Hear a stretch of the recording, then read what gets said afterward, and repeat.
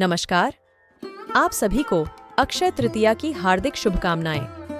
अक्षय तृतीया प्रत्येक वर्ष हिंदू पंचांग के अनुसार वैशाख मास के शुक्ल पक्ष की तृतीया तिथि को मनाया जाता है।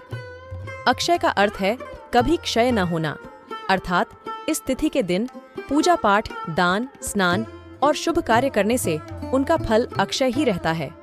शास्त्रों में अक्षय तृतीया को स्वयं सिद्ध मुहूर्त माना गया है, यानी इस दिन कोई भी काम करने से पहले मुहूर्त देखने की जरूरत नहीं होती है। अक्षय तृतीया पर सूर्य व चंद्रमा अपनी उच्च राशि में रहते हैं। अक्षय तृतीया के दिन मांगलिक कार्य जैसे विवाह, गृह प्रवेश, नया वाहन लेना, आभूषण खरीदना, जमीन जायदाद संबंधी कार्य, व्यापार अथवा उद्योग का आरंभ करना अति शुभ फलदायक होता है।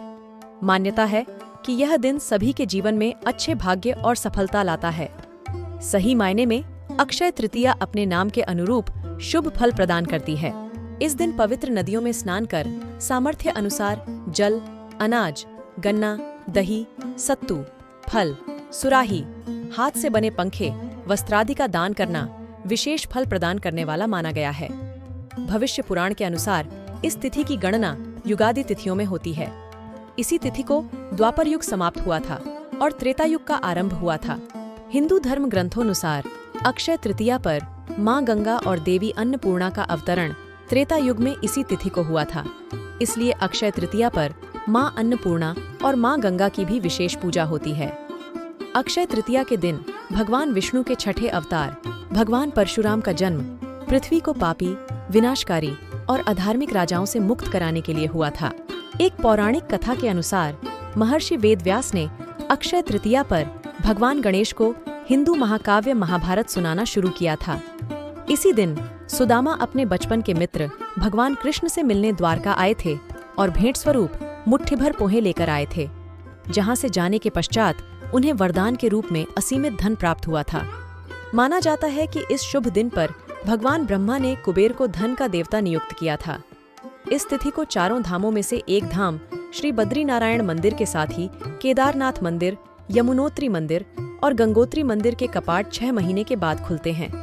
अक्षय तृतीया को ही वृंदावन में श्री बिहारी जी के चरणों के दर्शन वर्ष में एक बार ही होते हैं। महाराष्ट्र राज्य में अक्षय तृतीया का बहुत महत्व है। यह 3.5 मुहूर्त में से एक मुहूर्त है। महाराष्ट्रियन पूरण पोली और आमरस से युक्त नैवेद्य जैसे भोजन चढ़ाकर पूर्वजों की पूजा करते हैं और ये नैवेद्य कौवे को खिलाते हैं। हिंदू परंपरा में कौवे को भौतिक और आध्यात्मिक दुनिया के बीच दूत के रूप में काम करने वाला माना गया है। ऐसा माना जाता है कि जब हम इन कौवों को भोजन देते हैं तो वे हमारे नैवेद्य का सार हमारे दिवंगत पूर्वजों तक ले जाते हैं। तथापि उनका आशीर्वाद हमेशा हम पर बना रहता है। कोई कोई अपने पूर्वजों की याद में सड़क या चौराहे पर ठंडे पीने के पानी के मटके रखते हैं। अक्षय तृतीया की एक कथा के अनुसार प्राचीन काल में एक धर्मदास नामक वैश्य था। धर्मदास अपने परिवार के साथ एक छोटे से गांव में रहता था। वह बहुत ही गरीब था। वह हमेशा अपने परिवार के भरण पोषण के लिए चिंतित रहता था। उसके परिवार में कई सदस्य थे। धर्मदास बहुत धार्मिक प्रवृत्ति का व्यक्ति था।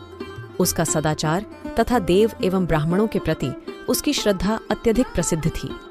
अक्षय तृतीया व्रत के महात्म्य को सुनने के पश्चात उसने अक्षय तृतीया पर्व के आने पर सुबह जल्दी उठकर गंगा में स्नान करके विधिपूर्वक देवी देवताओं की पूजा की।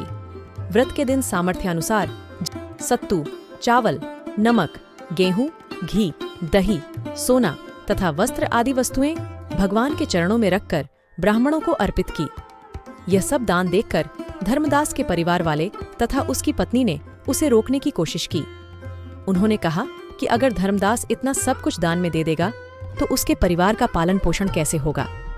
फिर भी धर्मदास अपने दान और पुण्य कर्म से विचलित नहीं हुआ और उसने ब्राह्मणों को कई प्रकार का दान दिया।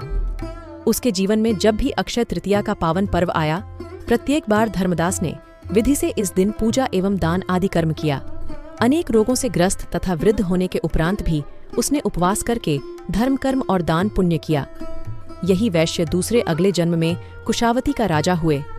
मान्यता है कि अक्षय तृतीया के दिन किए गए दान पुण्य व पूजन के कारण वह अपने अगले जन्म में बहुत धनी एवं प्रतापी राजा बना। वह इतना धनी और प्रतापी राजा था कि त्रिदेव तक उसके दरबार में अक्षय तृतीया के दिन ब्राह्मण का वेश धारण करके उसके महायज्ञ में शामिल होते थे। अपनी श्रद्धा और भक्ति का उसे कभी घमंड नहीं हुआ। वह प्रतापी राजा महान एवं वैभवशाली होने के बावजूद भी धर्म मार्ग से कभी विचलित नहीं हुआ। माना जाता है कि यही राजा आगे के जन्मों में भारत के प्रसिद्ध सम्राट चंद्रगुप्त के रूप में पैदा हुए थे। जैसे भगवान ने धर्मदास पर अपनी कृपा की, वैसे ही जो भी व्यक्ति इस अक्षय तृतीया की कथा का महत्व सुनता है और विधि विधान से पूजा एवं दान आदि करता है, उसे अक्षय पुण्य एवं यश की प्राप्ति होती है।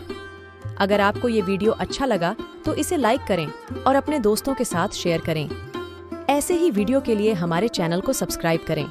धन्यवाद।